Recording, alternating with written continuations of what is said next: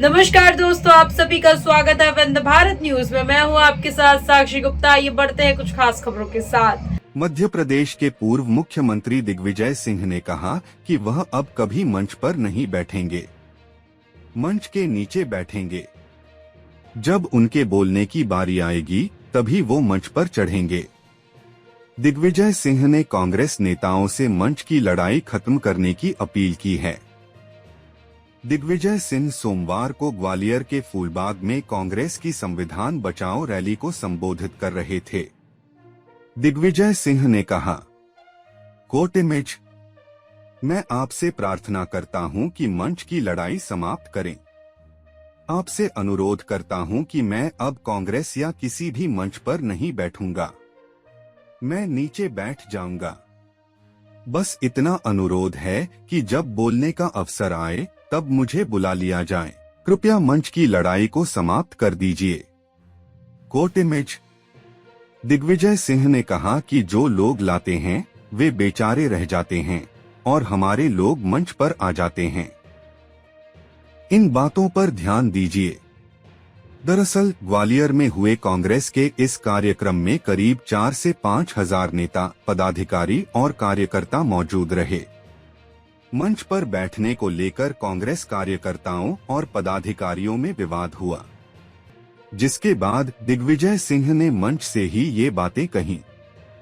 कांग्रेस ने बनाई थी गाइडलाइन, नहीं हुआ पालन।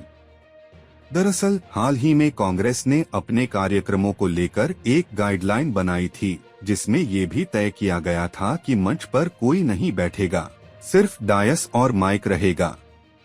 जिस नेता का भाषण देने का नंबर आएगा वही मंच पर जाएगा, भाषण देगा और फिर नीचे आकर बैठ जाएगा। लेकिन ग्वालियर की इस रैली में इसका पालन नहीं हुआ। कांग्रेस नेताओं और कार्यकर्ताओं ने मौन रखकर जम्मू कश्मीर के पहलगाम आतंकी हमले में मारे गए लोगों को श्रद्धांजलि दी। कार्यक्रम में प्रदेश कांग्रेस अध्यक्ष जीतू पटवारी ने ज्योतिरादित्य सिंधिया को लेकर कहा कि उन्होंने विधायकों को दल बदलवाकर एक चुनी हुई सरकार को गिरा दिया। उन्होंने कहा था कि वह सड़क पर उतरेंगे क्योंकि उनका अपमान हो रहा है। उन्होंने इसे संविधान पर आघात बताया और आपके दिए हुए वोट को चुनौती दी। अगर यह संविधान खतरे में नहीं था तो फिर और क्या था? पटवारी ने कहा, आज वही ज्योतिरादित्य सिंधिया देश में मंत्री बने हुए हैं। उन्हें संविधान ने ही वह पद दिया है। जिस प्रकार संविधान उन्हें मंत्री बनने का अधिकार देता है, उसी प्रकार यही संविधान आपको भी आपकी संपत्ति, आपका मकान, आपकी दुकान, आपकी जमीन और आपकी जायदाद पर अधिकार देता है। इसलिए उस पर मालिकाना हक आपका है और यह अधिकार भी आपको संविधान से ही प्राप्त हुआ है। पटवारी बोले, संविधान ने यह अधिकार भी ज्योतिरादित्य सिंधिया को दिया कि राजमाता सिंधिया, जो उस समय विपक्ष की नेता थीं, उन्होंने जीवाजी कॉलेज जूनियर सिटी में अपनी जमीन दान की।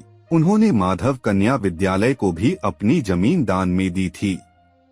लेकिन आज उसी संविधान की ताकत के बल पर ज्योतिरादित्य सिंधिया मोतीमहल की जमीन को अपने अधिकार में लेना चाहते हैं। यह ताकत भी उन्हें संविधान ने ही दी है। यह भी संविधान की ही शक्ति है कि आप गरीबों की जमीन जो सरकार की थी उसे भी छीन रहे हैं।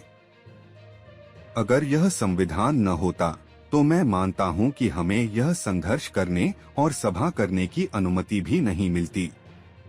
रैली से पहले प्रदेश अध्यक्ष जीतू पटवारी और प्रदेश प्रभारी हरीश चौधरी ने कहा कि कांग्रेस ने देश को आजादी दिलाई, संविधान बनाने में भूमिका निभाई, इसलिए उसकी रक्षा करना भी कांग्रेस की जिम्मेदारी है।